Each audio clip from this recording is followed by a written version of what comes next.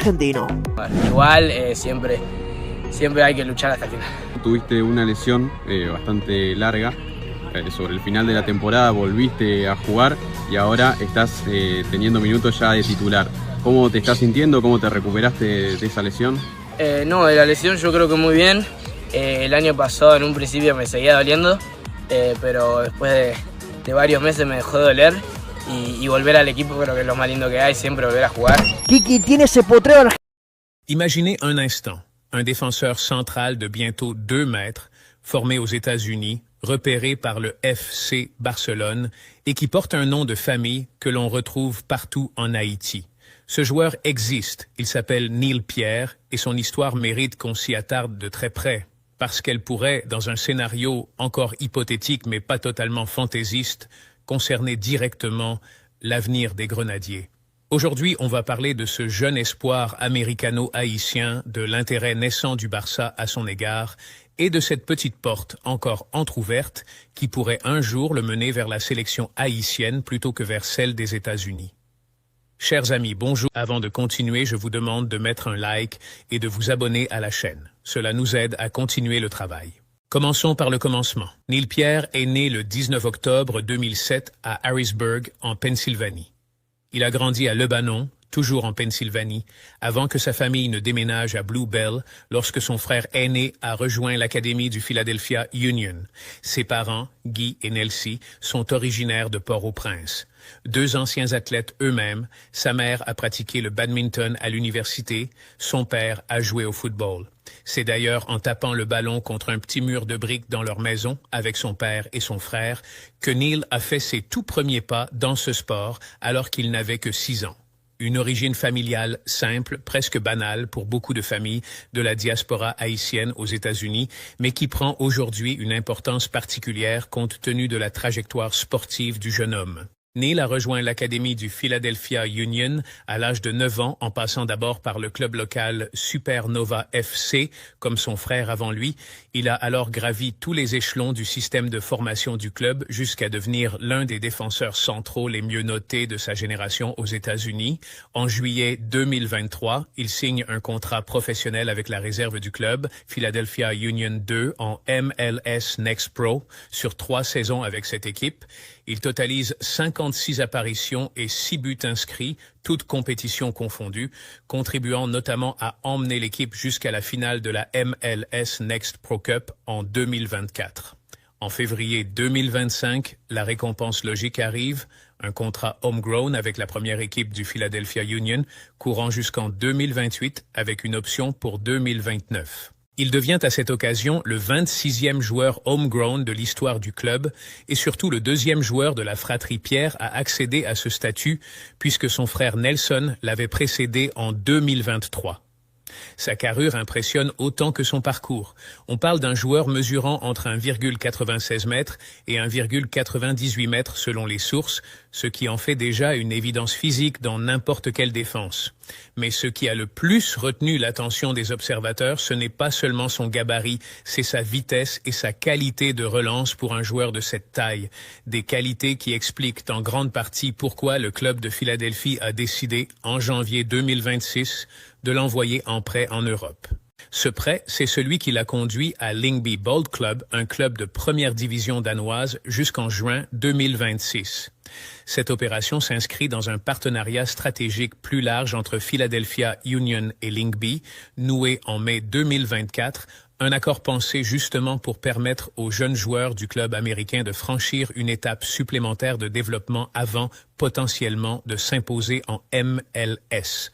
L'entraîneur du Philadelphia Union, Bradley Carnell, avait à l'époque expliqué que ce prêt constituait une transition idéale entre le niveau MLS Next Pro et le très haut niveau, une marche intermédiaire pour un joueur encore jeune mais déjà perçu comme ayant dépassé sportivement le cadre de la réserve. Et le pari s'est révélé payant, presque immédiatement.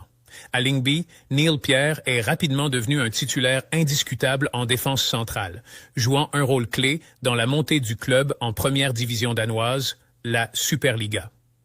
Certaines sources évoquent en eux-mêmes une implication offensive notable pour un défenseur, avec plusieurs buts inscrits sur la saison, dont certains décisifs dans la course à la promotion. Un exploit collectif qui a immédiatement fait grimper la cote du jeune américano-haïtien sur le marché européen, un marché où les jeunes défenseurs physiques, rapides et biculturels sont particulièrement recherchés. C'est dans ce contexte qu'est arrivé, début juin 2026, l'information qui nous intéresse aujourd'hui, selon le quotidien espagnol Mundo Deportivo, le FC Barcelone surveille de très près Neil Pierre. L'information a ensuite été reprise et confirmée par plusieurs médias, dont fichages.com et plusieurs comptes spécialisés dans le Mercato Blaugrana, avec une formulation qui revient systématiquement. Le club catalan suit attentivement les performances du jeune défenseur sans que cela se traduise à ce stade par une offre concrète ou une négociation avancée. On reste donc, et il faut être honnête avec vous là-dessus, au stade du scouting actif, pas à celui d'un transfert imminent. Il faut comprendre pourquoi ce nom a atterri sur le bureau des recruteurs barcelonais.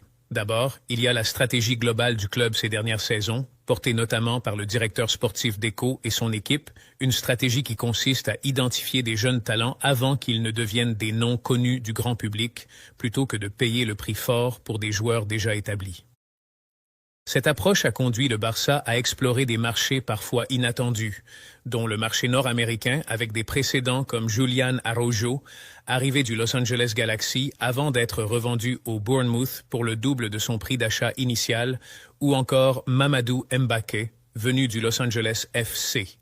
Le service de scouting barcelonais, dirigé par Joao Amaral, suit depuis des mois des profils émergents à fort potentiel de plus-value et Neil Pierre coche visiblement plusieurs cases. La jeunesse, le gabarit, la double culture sportive américano-caribéenne et une expérience déjà acquise en Europe malgré son jeune âge. Ensuite, il y a un deuxième élément, presque anecdotique en apparence, mais qui relie ce dossier à un autre feuilleton du mercato barcelonais, Lyngby, le club qui héberge actuellement Neil Pierre, est aussi le club impliqué dans des discussions séparées avec le FC Barcelone concernant un prêt pour le jeune gardien Diego Cochen. Une coïncidence qui n'en est peut-être pas totalement une, puisque cela signifie que les recruteurs catalans ont déjà, de fait, un œil régulier posé sur l'effectif danois pour d'autres raisons, ce qui a probablement facilité, ou du moins accéléré, le repérage de Pierre. D'ailleurs, fait intéressant, Neil Pierre et Diego Cochen se connaissent déjà. Les deux joueurs ont évolué ensemble en sélection américaine des moins de 19 ans. Mais attention, il faut rester prudent sur ce dossier et je ne veux surtout pas vous vendre un transfert qui n'existe pas encore. Le prêt de Neil Pierre à Lyngby s'achève en juin 2026, ce qui signifie qu'il devrait, sauf nouvel accord, retourner à Philadelphia Union. Aucune option d'achat n'a été mentionnée dans l'annonce initiale du prêt. Et à ce stade, aucune source sérieuse n'évoque une offre officielle du Barça, ni même des discussions avancées avec le club américain ou l'entourage du joueur. On est typiquement dans une situation de veille prolongée, ce genre de dossier où un grand club place un nom sur une liste de surveillance pendant plusieurs mois, voire plusieurs saisons, avant de passer, ou non, à l'action. Le fait que Philadelphia Union ait investi dans ce joueur avec un contrat courant jusqu'en 2028 montre aussi que le club américain n'a probablement pas l'intention de le laisser filer facilement, ni à un prix modeste. Passons maintenant à la partie qui, je pense, vous intéresse le plus en tant que passionné du football haïtien. Et Haïti dans tout ça? Pour l'instant, la réponse honnête est rien de concret, mais un terrain qui n'est pas totalement fermé. Neil Pierre a exclusivement représenté les États-Unis au niveau international jeune. Il a débuté avec les moins de 15 ans américains, puis a enchaîné les sélections avec les moins de 16 ans, où il a même porté le brassard de capitaine face aux Pays-Bas lors de l'International Dream Cup en 2023. Il a ensuite été appelé avec les moins de 19 ans en mars 2024, puis avec les moins de 18 ans en septembre de la même année pour un tournoi amical au Japon. Il n'a, à ma connaissance et d'après toutes les sources disponibles à ce jour, jamais porté le maillot d'Haïti à un quelconque niveau, contrairement à son frère. Et c'est justement là que l'histoire devient intéressante parce que son frère aîné, Nelson Pierre, a fait un choix totalement différent. Nelson, né en mars 2005, également formé à l'Académie de Philadelphia Union, a lui aussi porté les couleurs américaines dans les catégories jeunes, avec notamment une invitation à un camp d'identification régional de la Fédération américaine en 2021. Mais au moment de faire un choix définitif, Nelson a opté pour Haïti. Il a fait ses débuts internationaux avec la sélection haïtienne des moins de 20 ans en juillet 2024 et a ensuite disputé le championnat CONCACAF des moins de 20 ans la même année avec 3 apparitions sous le maillot grenadier.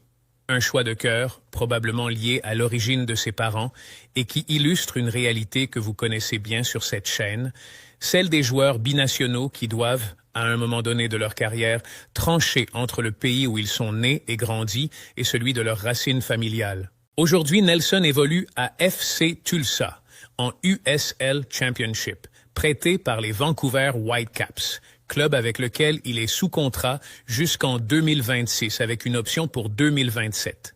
Son parcours de club a été plus sinueux que celui de son petit frère, avec des passages en Suède du côté de Skövde AIK, puis en USL League One à Charlotte, avant de rebondir en MLS avec Vancouver.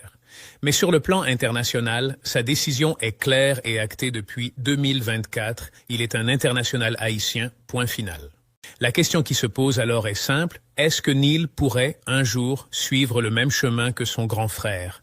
Sur le papier, rien ne l'en empêche. Les règles de la FIFA en matière d'éligibilité permettent à un joueur de changer d'association nationale sous certaines conditions, notamment s'il n'a pas encore disputé de match officiel avec l'équipe A senior d'un pays ou si les matchs disputés avec les jeunes ne dépassent pas certains seuils fixés par le règlement.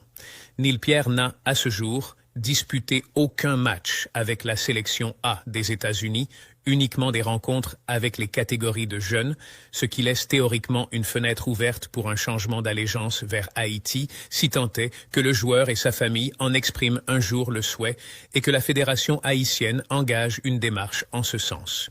Mais soyons clairs, et je préfère insister là-dessus plutôt que de vous vendre du rêve, à l'heure où j'enregistre ce script, aucune source, ni haïtienne ni américaine, ne mentionne un quelconque contact entre la Fédération haïtienne de football et l'entourage de Neil Pierre. Aucune déclaration du joueur, de ses parents ou de son frère n'évoque publiquement une envie de représenter Haïti. Le jeune défenseur semble pour l'instant pleinement engagé dans le projet américain avec des apparitions récurrentes dans les sélections jeunes des États-Unis, une fédération qui investit clairement dans son développement et qui a tout intérêt à le conserver compte tenu de son profil rare de défenseur central athlétique et technique. Ce qui rend malgré tout ce dossier fascinant à suivre pour nous, c'est la conjonction de plusieurs facteurs rares. Un joueur d'origine haïtienne, dont le frère porte déjà le maillot grenadier, qui suscite l'intérêt d'un des plus grands clubs du monde et qui n'a pas encore, sur le plan international, fermé définitivement la porte à un pays au profit de l'autre puisqu'il n'a joué qu'en sélection de jeunes. C'est exactement le genre de situation qui, historiquement, peut évoluer avec le temps, parfois au gré des opportunités sportives. On a vu par le passé des joueurs binationaux changer d'avis après avoir constaté qu'une sélection leur offrait davantage de temps de jeu, de visibilité ou simplement un projet sportif plus stimulant qu'une autre. On pense évidemment à des dossiers similaires suivis sur cette chaîne, comme ceux d'Hudson Edouard, de Gorby Jean-Baptiste, ou plus récemment des frères Conradsen Seid, où la question de la nationalité sportive reste ouverte pendant des années avant, parfois, de se dénouer dans un sens ou dans l'autre. Pour Haïti, l'intérêt d'un tel scénario, même hypothétique, serait évidemment considérable. Un défenseur central de bientôt 2 mètres, suivi par le FC Barcelone, capable d'évoluer en première division danoise à seulement 18 ans, représenterait un profil totalement inédit dans le vivier actuel des Grenadiers. On sait à quel point la sélection haïtienne, en pleine préparation de son historique Coupe du Monde 2026, repose presque intégralement sur des joueurs de la diaspora formés à l'étranger, et un joueur du calibre physique et technique de Neil Pierre viendrait renforcer un secteur défensif qui a montré, au fil des matchs de poule contre l'Écosse, le Brésil et le Maroc, certaines fragilités face à des attaquants puissants et rapides. Mais il faut garder les pieds sur terre, convaincre un joueur suivi par le FC Barcelone, engagé dans le développement de l'équipe nationale américaine, avec un frère certes international haïtien, mais lui-même toujours en position de devoir confirmer à un plus haut niveau, relève d'un travail de longue haleine pour la fédération haïtienne, qui devrait d'abord établir un contact, convaincre la famille et proposer un projet sportif crédible. Ce n'est clairement pas un dossier qui se réglera dans les prochaines semaines, ni même probablement dans la prochaine année. Et il est tout à fait possible que ce scénario ne se réalise jamais et que Neil Pierre poursuive tranquillement sa carrière sous les couleurs américaines comme la totalité de son parcours jeune le laisse pour l'instant supposer. Ce qu'on peut retenir de tout ça à ce stade, c'est qu'il s'agit d'un nom à mettre de côté, à surveiller sur la durée, sans s'emballer prématurément. D'un côté, un intérêt du FC Barcelone qui reste encore aujourd'hui au stade de la simple observation, sans offre ni négociation avancée. De l'autre, une possibilité théorique de voir Neil Pierre un jour opter pour Haïti, rendue plausible uniquement par son absence de sélection en équipe A senior américaine et par l'exemple concret de son frère, mais qui ne repose aujourd'hui sur aucun élément factuel tangible. On continuera bien sûr de suivre ce dossier de très près, sur la chaîne, comme on le fait pour tous les jeunes talents binationaux susceptibles de rejoindre un jour le projet des Grenadiers. Si jamais une évolution concrète survient, que ce soit sur le plan du transfert vers le Barça ou sur celui d'un éventuel intérêt de la fédération haïtienne, vous serez les premiers informés ici. En attendant, gardez ce nom en tête. Neil Pierre, 18 ans, défenseur central, formé à Philadelphia, actuellement en Europe, et peut-être, qui sait, un futur grenadier. Kiki Ramos, le jeune haïtien, vient de vivre une semaine qui restera gravée dans sa mémoire et il en a parlé en détail dans un entretien accordé aux médias argentins Olé. Aujourd'hui, sur tout ce qu'il a confié mot pour mot sur ce moment charnière de sa jeune carrière. L'entretien commence par une petite précision sur son surnom. Beaucoup l'appellent Kiki, mais son vrai prénom est Steven. Quand on lui demande d'où vient ce surnom, il répond avec un sourire qu'enfant, il répétait sans arrêt Kiki, Kiki, et que ce sont ses parents qui lui ont donné ce surnom à partir de là. Il avoue lui-même ne plus se souvenir de la raison exacte, il était trop petit.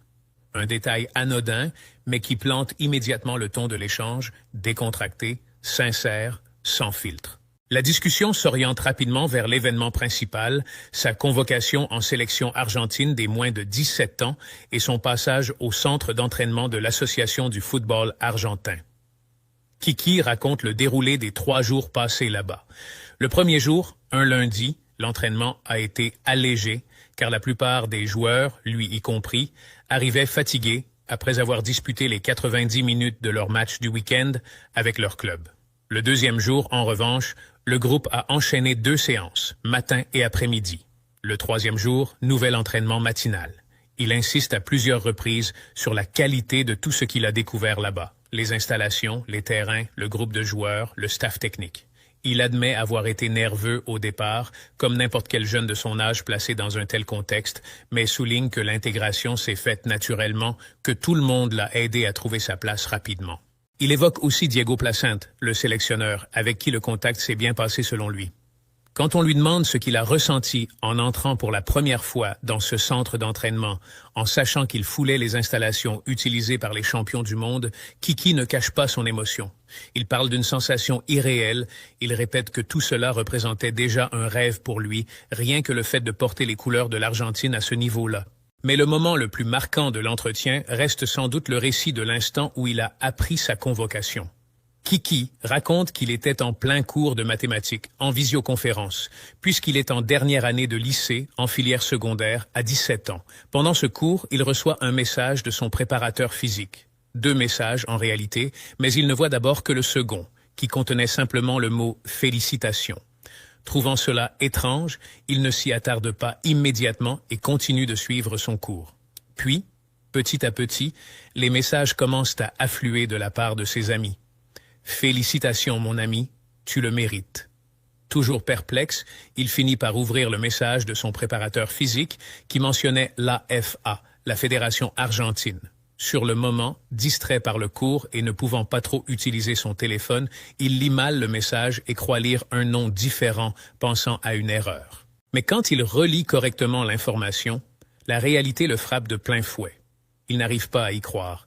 Il interrompt son cours annoncer la nouvelle à ses parents et raconte l'accolade qu'ils partagent tous les 3 à ce moment-là. Un instant qu'il qualifie lui-même de très beau, très fort en émotion.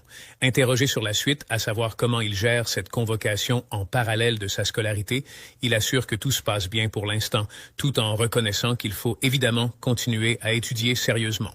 L'entretien aborde ensuite ses origines haïtiennes. Kiki explique qu'il ne se souvient de rien concernant son arrivée en Argentine puisqu'il n'avait que 9 mois à l'époque.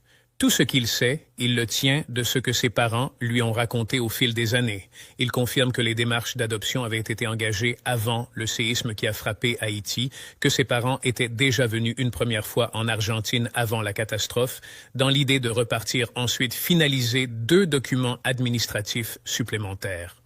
C'est à ce moment précis que le tremblement de terre survient, provoquant une période de total désarroi pour la famille, incapable de communiquer, de savoir ce qu'il devenait. Il précise avoir eu la chance de faire partie des rares enfants de l'orphelinat concernés à n'avoir subi aucun mal durant le séisme. Environ 1 mois plus tard, il rejoint définitivement l'Argentine. Quand on lui demande s'il a, avec le temps, ressenti une curiosité pour ce qui se passe en Haïti aujourd'hui, sa réponse est honnête. Non, jamais vraiment. Il explique se sentir tellement bien en Argentine qu'il n'a jamais pensé à y retourner, ni même à chercher à en savoir plus sur son passé, tout en ajoutant qu'il aimerait tout de même un jour apprendre certaines choses à ce sujet. Quand le journaliste lui demande s'il se considère comme complètement argentin, sa réponse est sans détour. Oui, totalement.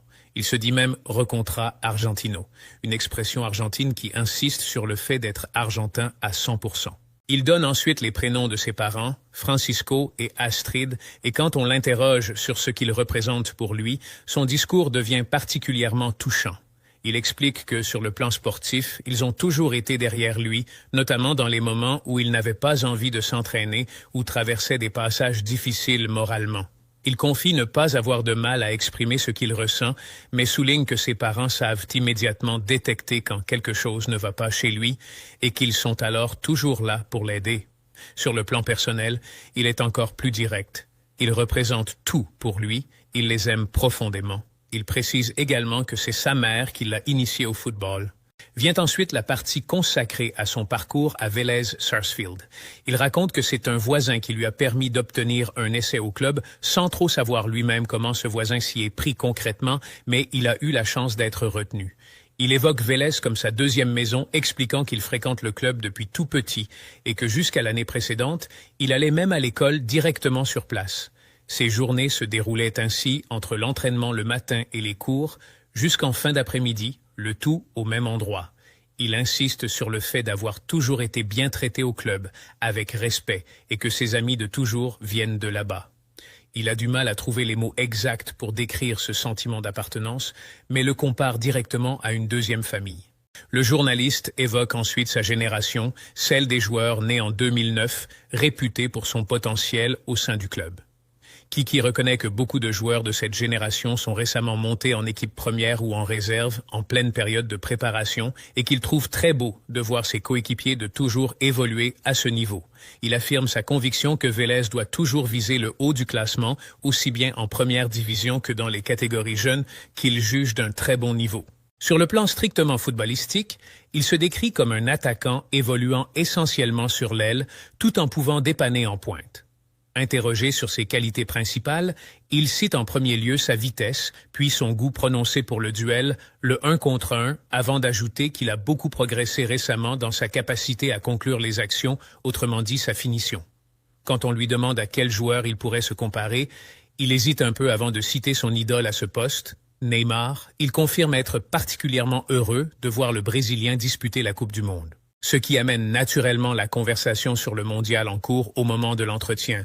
Kiki avoue ne pas être un grand consommateur de football en général, expliquant regarder surtout les rencontres qui l'intéressent directement, citant par exemple un match entre la France et la Norvège qui se jouait au moment de l'échange, tout en reconnaissant volontiers ne pas suivre l'intégralité de la compétition, comme un match entre le Congo et une autre sélection qu'il n'a par exemple pas regardé. Il confirme en revanche suivre attentivement les matchs de l'Argentine, se disant enthousiaste, parlant du plaisir de crier les buts de la sélection, qualifiant l'ambiance de très belle, notamment autour de Lionel Messi. Le passage sur Messi est particulièrement riche.